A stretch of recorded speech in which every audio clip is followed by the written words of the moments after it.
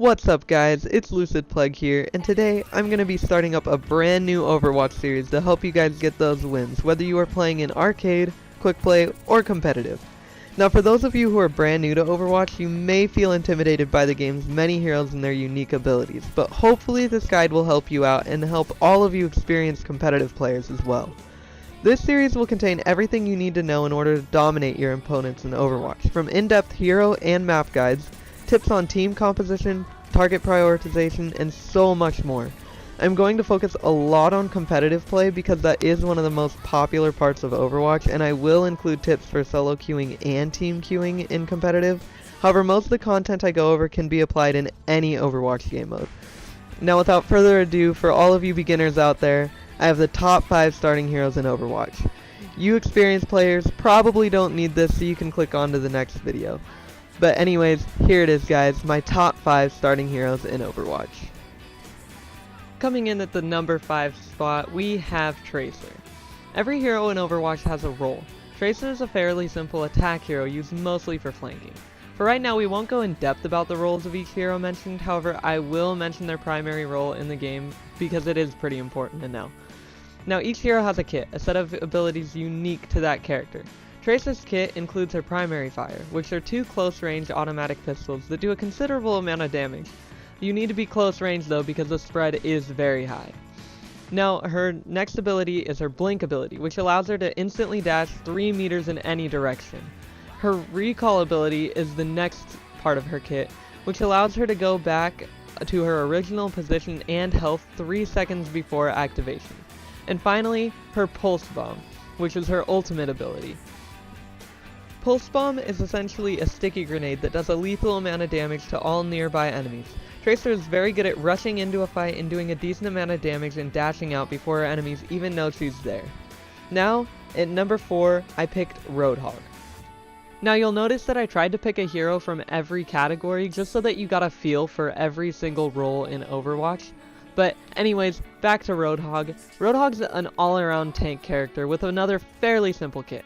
Roadhog's kit contains his primary fire, which is a scrap gun with massive spread. It's a shotgun.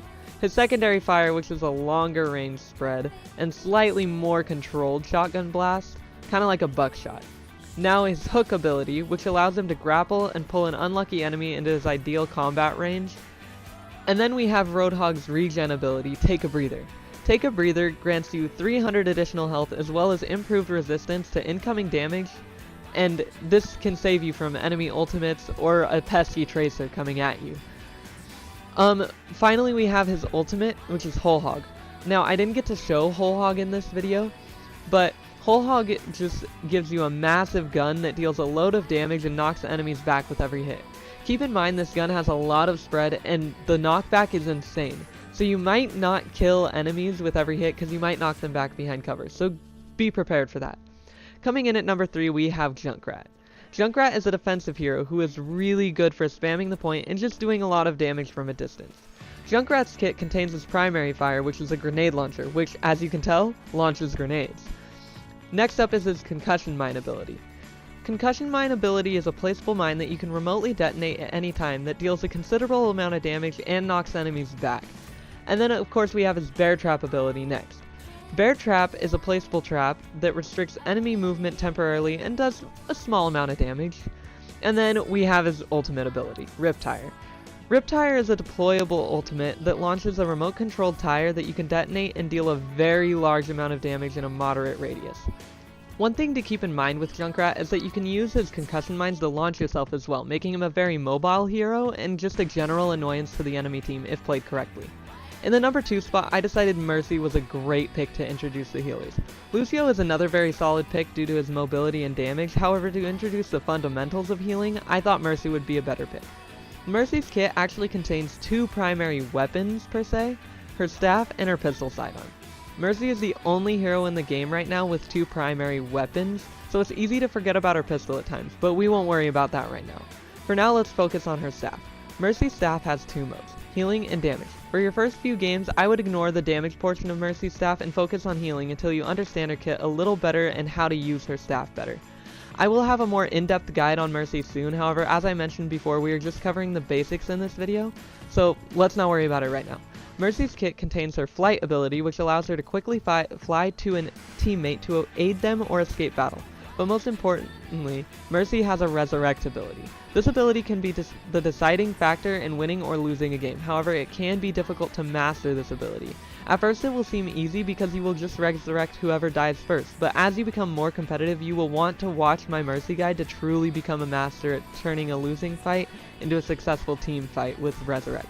Finally, Mercy's ultimate ability is Valkyrie.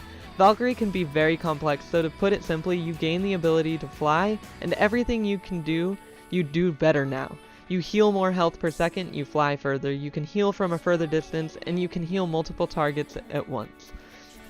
But that's enough of Mercy, let's move on. Finally, the number one best starting hero, which you probably guessed, Soldier 76. Soldier 76 is a very versatile offensive hero. He is the easiest to pick up on and has a very simple kit. After all, he is the tutorial hero for a reason. For anyone who has played a first-person shooter, you will immediately feel comfortable with Soldier 76.